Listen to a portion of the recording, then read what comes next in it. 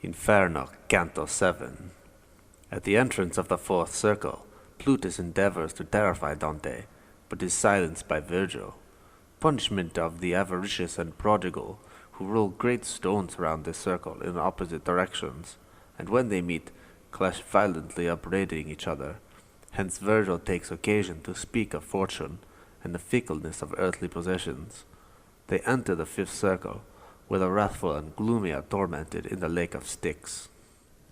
Pape Satan, Alepe, cried the voice of Plutus, thundering loud and hoarse, whereat apprised of all my sapient guide exclaimed to comfort me. Let not dismay confound thy senses, for his utmost force shall not avail to check thy downward way. Then turning round, be silent, wolf accursed, he sternly said to that swollen lip aboard, and let thy furious rage within thee burst. Now without sanction we descend below, for thus 'tis willed on high, where Michael's sword on the proud rebel struck the vengeful blow. As sweeping round when sudden cracks the mast, sails bellying with the wind come headlong down, so quickly fell to earth the monster vast. To the fourth circle thus we made descent, still gaining on that mournful bank of stone, in which the ills of all the world are pent. Justice divine of the dire toils I saw, and novel punishments, oh, who can speak? Why bring we on ourselves such fearful law, as rising o'er Charybdis' rocky height? Waves meeting waves in dreadful conflict break, thus whirling round, these souls are doomed to fight. Elsewhere I saw not such a numerous crowd, enormous weights they with their breasts impelled, from side to side, nor ceased to yell aloud.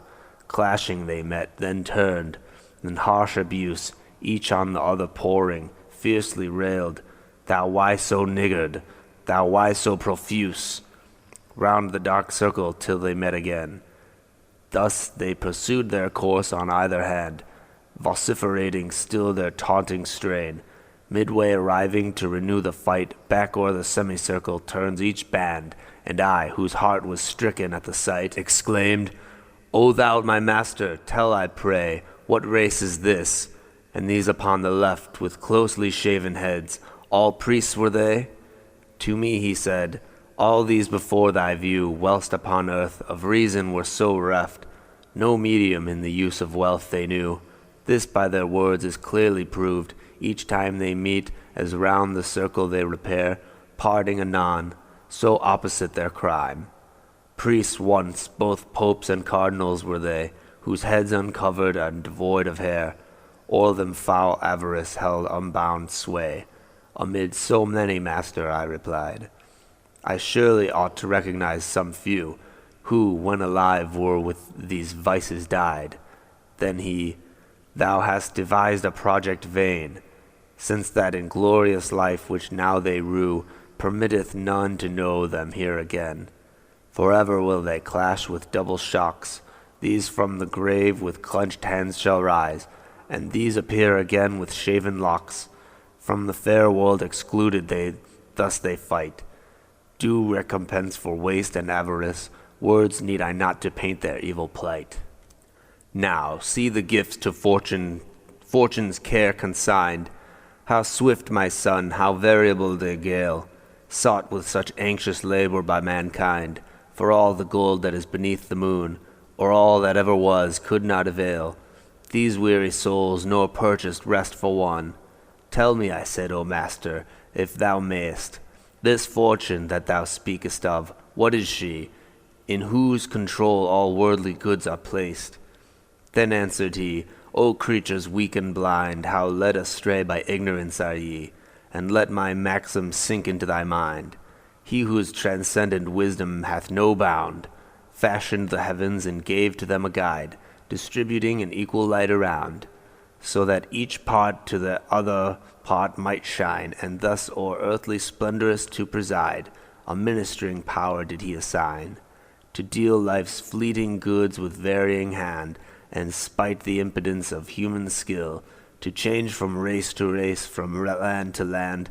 Hence it is that all nations fall or rise, obedient to her all-controlling will, who like a snake concealed in herbage lies. In vain 'gainst her your earthly wisdom vies. With foresight and with judgment she maintains her destined sway like other deities. Her changes have no rest, forever new. To speed her on, necessity constrains, and hence vicissitudes so oft ensue. And she it is on whose devoted head are heaped such vile reproach and calumny, by those whose praise she rather merited. But she is blessed, and hears not what they say. With other primal beings joyously she rolls her sphere, exulting on her way. Now go we down to realms of greater pain, each star with which at my outest was ascending, is sinking and forbids us to remain. We cross the circle to the other side, above a boiling fount our footsteps bending, from whence a sluice conveyed the gushing tide. More dark than purple was that water's flow, and we beside the mournful river dun, proceeded by a rugged path below. A lake is formed, the Stygian named of old, by this sad stream when downward it hath run neath the grey rocks that hem the baleful hold. Wandering I stood, and saw within the lake a crew all naked and in mud immersed, whose threatening looks their inward rage bespake. Not with their hands alone fierce blows they lent, but with the head, the feet, the breast accursed, and with the teeth themselves they piecemeal rent. My son, the gracious master said, behold the spirits who were erst by wrath subdued, and give belief to what I now unfold. Beneath the stream are souls that utter sighs, whence bubbles to the surface may be viewed ascending, wheresoe'er you turn your eyes. Deep fixed in mud, sad were we, they exclaim. There where the sun sends forth his gladsome ray, bearing within a foul and smothered flame, sad are we now within this filthy lake. They gurgle in their throat this dismal lay, since utterance more distinct they cannot make.